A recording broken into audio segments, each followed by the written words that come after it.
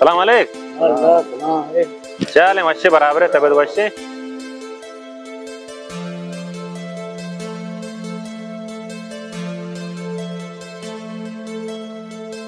इधर पकड़ नौ चिकुता बलहानी जनीनी गोद गोरा करने के नौ करने के और उसे बलूचा ने आबरू बोलता है हमने तो कि मास्टरी ब्रोच यहाँ से न तो ना बिके